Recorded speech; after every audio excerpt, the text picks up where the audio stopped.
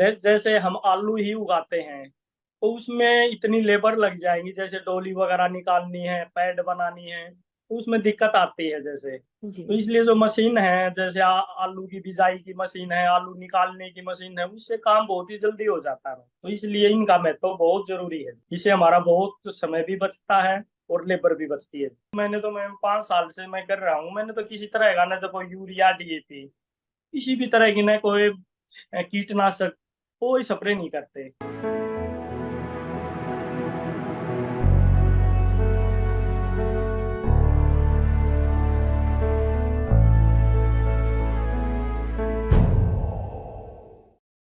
नमस्कार दोस्तों, आप सभी का स्वागत है। आज हमारे साथ है राजेश जी, जो उगा रहे हैं आलू, जिसका मार्केट प्राइस है 40 रुपीज पर केजी।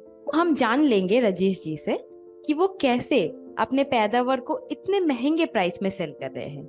नमस्कार राजेश जी, आपका स्वागत है हमारे चैनल में। आप नमस्कार। अपने बारे में हमारे दर्शकों को बताएं। सभी दर्शकों को मेरा नमस्कार। मैं राजेश कौशिक फ्रॉम गोवर्धन से हूँ, और मैं एडवोकेट हूँ। प्रैक्टिस करता हूँ रोहतक।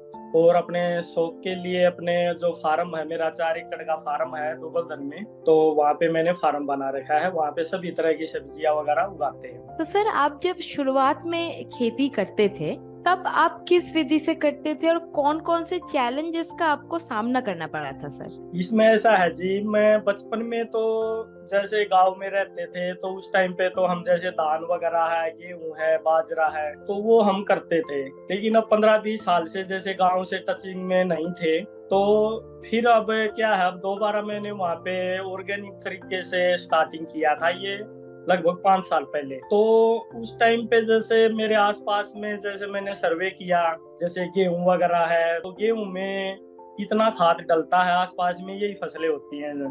तो बहुत ज्यादा तो मैंने फिर कई जगह से मैंने इंक्वायरी वगैरह की, जमीन की मिट्टी वगैरह है, पानी वगैरह है, उनकी टेस्टिंग वगैरह कराई।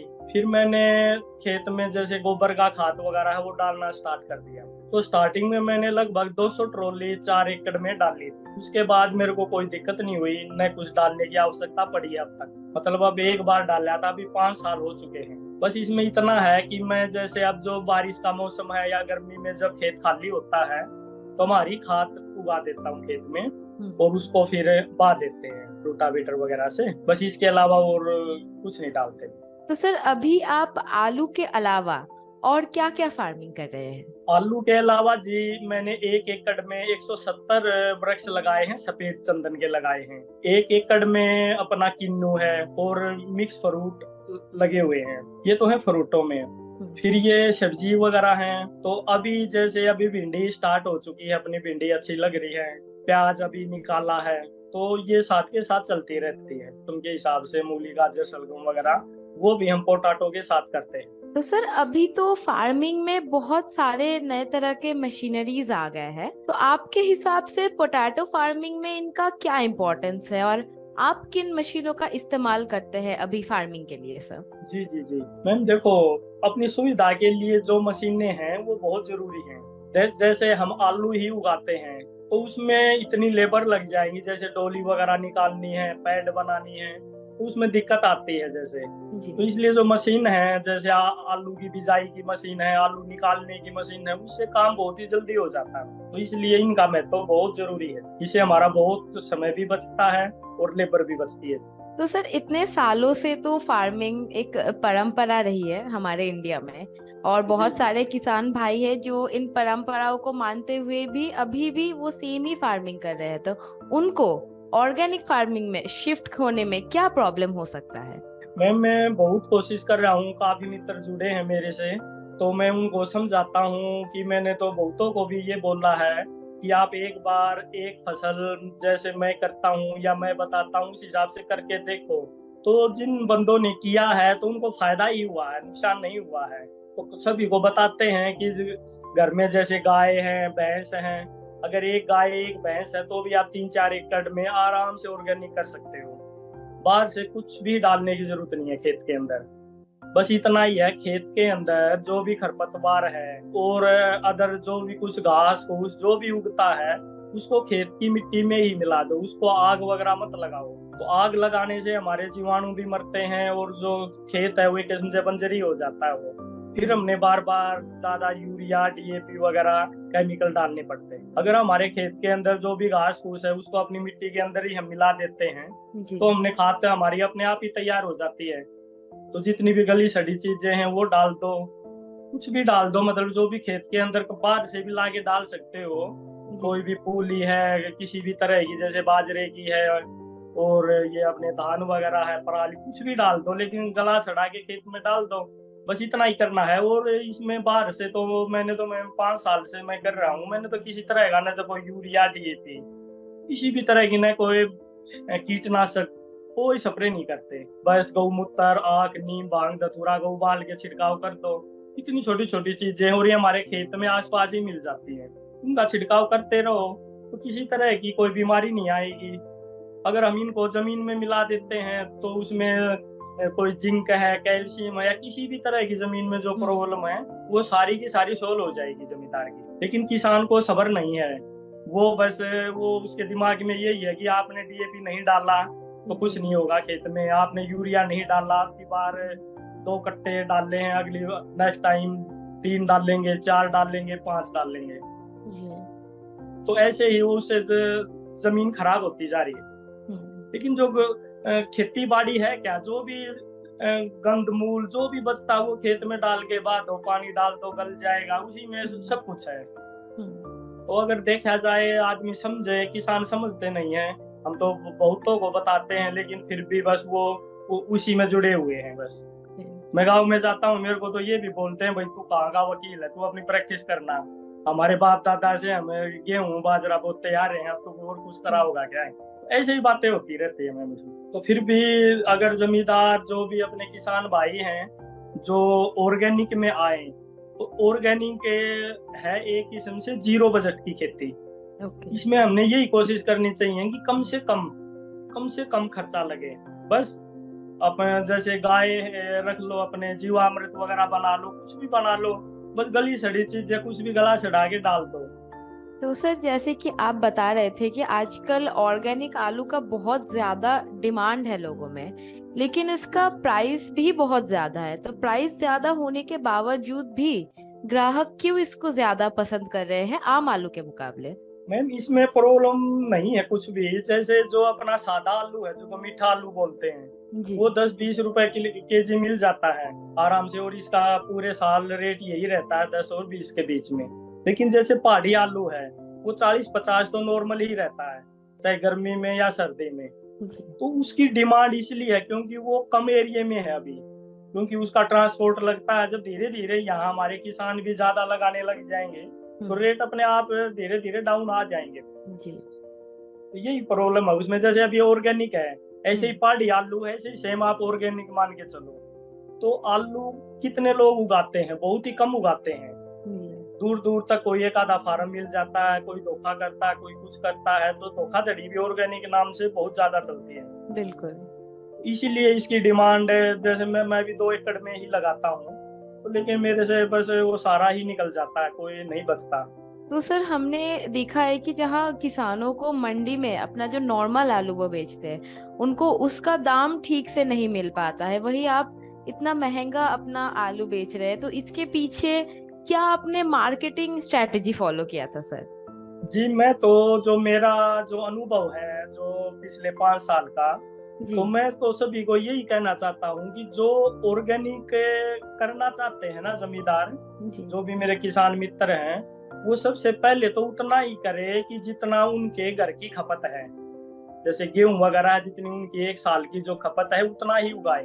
धीरे धीरे अपने लिए करो, फिर 2, 4, 5, 10 मित्र अपने आप ही बढ़ते जाएंगे। उनको आप अपना गेहूं दोगे या अपना कोई भी, जैसे आपने सब्जियां उगाई, जो भी दूसरों को दोगे, तो अपने आप ही आपके कस्टमर है जो टेस्ट करेंगे सब्जी, जो अलग से मिलेगी ऑर्गेनिक। ये तो कन्फर्म है कि जो टेस्ट हजारों गुना डिफरेंट है। जो मार्केट से सब्जियां लेते हैं या जो कुछ भी लेते हैं, तो हजारों गुना ज्यादा डिफरेंट है। किसी भी मित्र को जैसे मैं अपना आलू खिलाता हूँ तो अपने आप ही फोन आने स्टार्ट हो जाते हैं, भाई हाँ कुछ दम है चीज में। हमारी पालक है, धनिया है, जो कुछ भी हम उगाते हैं ऑर्गेनिक तरीके से, और जितने भी मित्र उगाते हैं सभी का टेस्ट ऐसे ही मिलेगा। कोई ये नहीं है कि मेरे में अलग से टेस्ट मिलेगा या ऑर्गेनिक तरीके से और कोई भाई उगा रहा है, लेकिन जो मार्केट का है और ऑर्गेनिक तरीके से उगाया गया उसका डिफरेंट मिलेगा।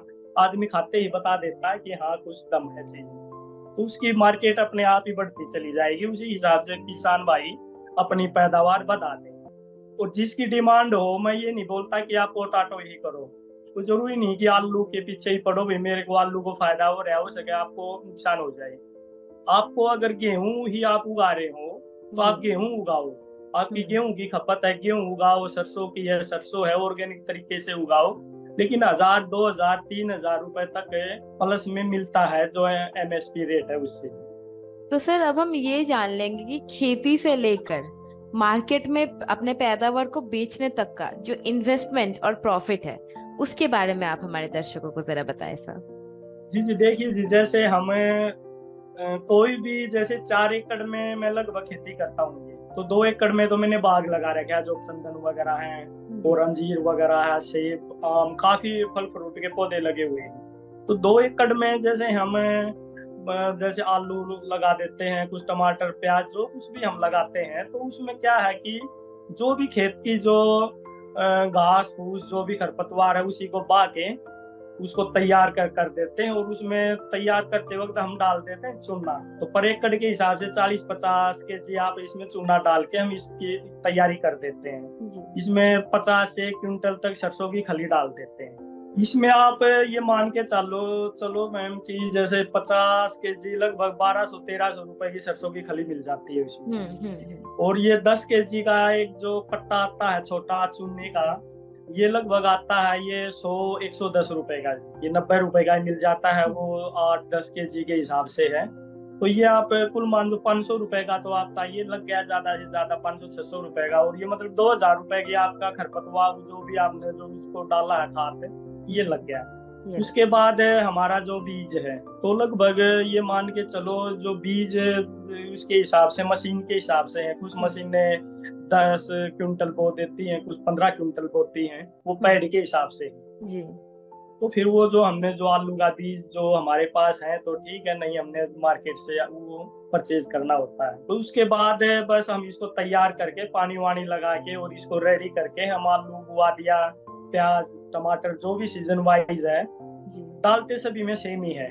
जो भी फसल हमने बोनी है हम बो देते हैं। जैसे आलू है वो कंप्लीट हो जाता है लगभग 120 दिन में। तो उसके बाद जैसे हमारी जो बुकिंग है, जो मित्र हैं, कोई क्विंटल लेता है, कोई 2 क्विंटल लेता है, कोई 8 क्विंटल लेता है, बस ऐसे ही मतलब उसमें निकल जाता है सारा का सारा। जैसे जब पकने के बाद हम उसको 10-15 दिन पहले निकालना शुरू कर देते हैं, तो जहाँ जहाँ भेजना है जो लेके जाते हैं लगभग तो फार्म से ही निकल जाता है। तो सर जैसे कि अगर कोई किसान भाई आपके तरह ऐसे कमाना चाहता है तो उनके लिए क्या खेती करना चाहिए या कैसे करना चाहिए, उसके लिए थोड़ा सा हमारे दर्शकों को बता दे सर। बिल्कुल जी, क्योंकि हमारा देश तो कृषि प्रधान है। हमारी जो आर्थिक स्थिति है, चाहे किसान की लगाओ, देश की लगाओ, सभी की किसानी पे ही, इसी पे टिकी हुई है। तो ये तो करना जरूरी है, लेकिन एक तरीके से करो, थोड़ा हाँ समझ के करो तो उसमें फायदा मिले। क्योंकि पूरा तरीका जब तक समझ में नहीं आएगा, किस टाइम पे पानी लगाना है, किस टाइम पे क्या करना है, टाइम बहुत ही मैटर करता है। कोई भी जैसे हम जैसे पोटैटो ही लगाते हैं, तो अगर हमें इसको पहले लगा देंगे तो भी नुकसान है, ज्यादा बाद में लगाएंगे तो भी नुकसान है। तो थोड़ा हाँ जो टाइम का है बोने का, जो वो उसका ध्यान रखना बहुत जरूरी है। ऑर्गेनिक फार्मिंग में कैसे प्रोसेस से वो अपना जो मुनाफा है वो बढ़ा सकते हैं सर? मुनाफा जी, इसमें जैसे कोई भी सब्जियां उगाते हैं किसान, तो मंडी की बजाय अगर वो रीसेल में बेचे ना, जैसे गांव में बेचे, अपने आस पड़ोस में बेचे निकाल के, तो पहले तो उसमें अच्छा फायदा मिल सकता है। अगर मंडी में डालोगे तो कुछ नहीं मिलता है मंडी में। तो मंडी में तो ये लगाओ बहुत ही कम ही मुनाफा होगा। लेकिन जो आपकी जो ये जो जैसे गेहूं, ज्वार, बाजरा जो चल रहा है, उससे तो बेटर है ही, उससे तो डबल गुना फायदा मिलेगा किसान को मंडी में डालने से ही। लेकिन अगर अच्छा फायदा चाहिए तो आपके आस पड़ोस उसका जो भी पॉइंट है, सेल पॉइंट, वो खुद बनाना पड़ेगा। गाँव में घूम के बेचे, फेरी लगवाएं, या जो आपके कॉन्टेक्ट हैं उन पे होम डिलीवरी करें। अपने कॉन्टेक्ट बढ़ाएं, तो जी। उसमें फायदा जरूरी है। क्योंकि सबसे पहले हमने जो भी हम खेत में उगाते हैं तो हमने ये सोचना पड़ेगा कि इसको मैंने सेल कहाँ करना है और कैसे करना है। ये लगाते ही हम सोचना स्टार्ट करेंगे, उस पर काम करेंगे तो अपने आप काम हो जाते हैं, इसमें कोई हो ज्यादा जाता है। परेशानी नहीं आई। तो सर आपको ऑर्गेनिक फार्मिंग को लेके फ्यूचर गोल्स क्या है, ये हमारे दर्शकों को बताइए। इसमें मैम जो ऑर्गेनिक जो फार्मिंग है अपनी, ये अपनी 60-70 साल पहले जो अपना देश है, इसमें ऑर्गेनिक फार्मिंग ही होती थी। यूरिया, डीएपी इस तरह का कोई नाम नहीं था। तो हम अब जैसे यूरिया, डीएपी के कारण बहुत ज्यादा बीमारियां बढ़ी। इतनी बीमारियां जैसे अटैक है, सारी बीमारियां ही इन्हीं के कारण हुई है। पहले कोई इतनी बीमारियां नहीं थी। तो हमारा जो भी ऑर्गेनिक फार्मिंग का जो मेन मकसद है, वही परंपरागत जो खेती जो हमारे पूर्वज करते आए हैं, जो 50-60 साल पहले जो करते थे, उसी पे हमने जाना पड़ेगा। क्योंकि बहुत जरूरी है बीमारियों से बचने के लिए, स्वस्थ रहने के लिए। क्योंकि अभी जो हम खा रहे हैं, जो यूरिया, डीएपी, बहुत तरह के जो फर्टिलाइज वगैरह यूज होते हैं, तो उसमें कुछ नहीं है, बीमारियां ही बढ़ती है, हमारी सेहत खराब होती है। तो अपनी सेहत के लिए तो हमने सोचना पड़ेगा। बहुत बहुत धन्यवाद सर, आपने अपना एक्सपीरियंस और आपका जो नॉलेज है वो हमारे दर्शकों के साथ शेयर किया। हम यही आशा करेंगे कि ये वीडियो देख के हमारे दर्शकों को बहुत कुछ सीखने को मिलेगा आपसे, और ताकि वो भी आपकी तरह मुनाफा कमा सके। टूल्स विला टीम की ओर से बहुत बहुत शुभकामनाएं रहेंगी सर आपको। धन्यवाद।